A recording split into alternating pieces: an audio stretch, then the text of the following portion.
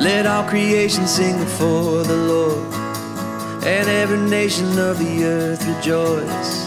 Let all the trees lift a shout of joy, for the Lord is King. Let the deep waters of the sea resound. Let every mountain, every hill sing out. Let all the fields make a joyful sound, for the Lord is King. Mighty river, barren desert, howling wind and stormy weather, every canyon, every valley, sing your praise and give Him glory. Nature proclaims the glory of our God. Nature proclaims His name. Well, thank you for joining us. This week we're going to have a week inspired by the weather and by nature. We're going to dip into 5 different scriptures and help us to think more about our relationship with God, particularly, I guess we're still in the start of this year, 2022. Well, we all have memories of experiencing weather, don't we? And the British are traditionally fascinated by weather. It's often the first thing we go to in a conversation. It's often our opening line in a conversation, some kind of weather-related comment. Well, on New Year's Day, Sarah and I decided that we would take the boys down to the harbour in Broadstairs and we would watch the sunrise. We checked out the weather forecast and it was okay. It was hopeful that we would get a glimpse of the sun. There wouldn't be too much cloud. It was going to be relatively mild, but a little bit breezy. See, there we go. I'm talking about the weather again. But it felt like a good way to start the new year, to go and see the sunrise in beautiful Broadstairs. Of course, this time of year, sunrise is a civilised time. I think it was going to be around about 7:50 in the morning. And so we got down to the harbour about 7:30, parked up. We weren't the first there were other people there, a few other families. But the sky was already getting light and there was already that gorgeous mix of oranges, pinks and purples on the horizon. For the boys, it was going to be their first glimpse of a sunrise. And it was a cold morning, but really beautiful. And as we watched the sunrise on that New Year's Day, there was real hope in the beauty as we saw the sun come up over the horizon and cast its kind of warm glow across the sea and the harbour and the beach and the town of Broadstairs.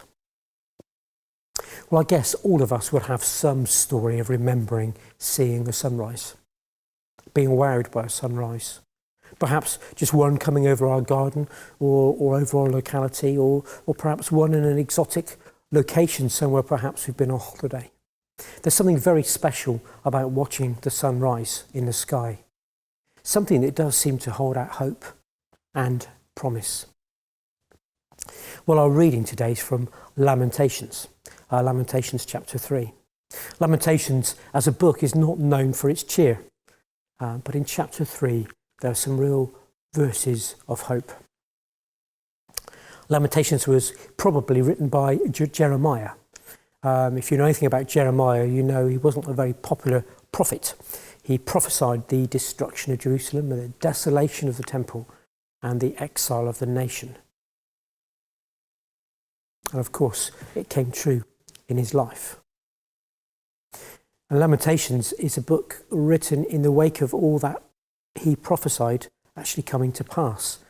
And you get the sense that Jeremiah, perhaps, or somebody like him, is wandering through Jerusalem. And they can't believe that it's all actually happened, it's all come true.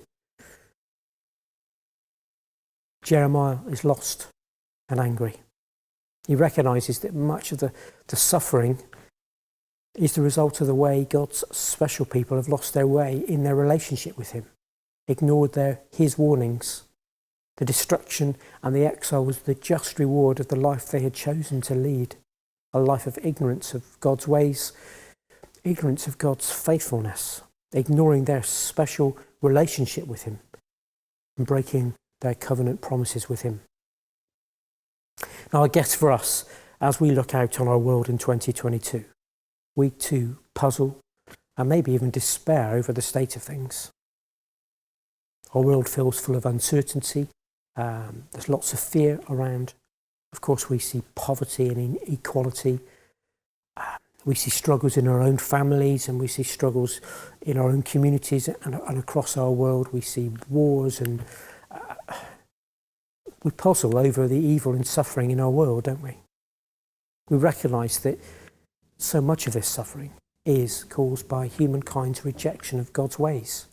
It is the result of us ignoring the call of the one who made us and the one who knows us and knows the best way for us to live, whether as individuals or in communities or as nations. So into this questioning and into this frustration and sadness comes this word of hope in Lamentations 3. Let's read Lamentations 3, 15 through to 28. 15 through to 28. He has filled me with bitterness and given me a bitter cup of sorrow to drink. He's made me chew on gravel. He has rolled me in the dust. Peace has been stripped away, and I've forgotten what prosperity is. I cry out, my splendour is gone. Everything I had hoped for from the Lord is lost. The thought of my suffering and homelessness is bitter beyond words.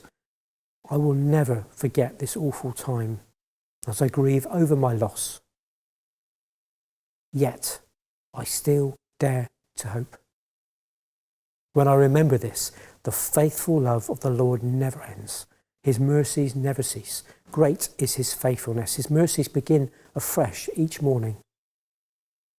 I say to myself, the Lord is my inheritance. Therefore I will hope in him. The Lord is good to those who depend on him, to those who search for him. So it is good to wait quietly for salvation from the Lord. And it is good for people to submit at an early age to the yoke of his discipline. Let them sit alone in silence. I love that line, yet I will dare to hope. Yet I will dare to hope. And then great is his faithfulness. His mercies begin afresh each morning. Maybe as Jeremiah was wandering around the ruins of Jerusalem, maybe he was watching the sunrise. Maybe he was looking at a similarly orange and pink and purple sky casting its glow over Jerusalem. And he was reminded that each day brings fresh hope. Each sunrise reminds us that it is a new day. Each sunrise enables us to dare to hope that things will change. Each sunrise reminds us that God is faithful, and each day is a new start with him. If we come to him through Christ, it's a fresh start. Yesterday's failures are forgiven and forgotten. We have a new start. The faithful love of the Lord never ends. As long as there are sunrises, God's faithfulness is our reality, our inheritance, our hope. Jeremiah ends this part of his writing by saying to us, wait quietly for his salvation. Depend on him. Why not make some time this January? Get up and go out and watch a sunrise in your garden from your window. Go down to the beach. Wait quietly on the Lord. Bring him your frustrations, your disappointments, your failures. Like Jeremiah, remind yourself of God's unfailing faithfulness. Dare to hope that change will happen this year. Yet I still dare to hope when I remember this. The faithful love of the Lord never ends. His mercies never cease. Great is his faithfulness. His mercies begin afresh each morning. Amen. Mighty river, barren desert, howling wind and stormy weather. Every canyon, every valley, sing your praise and give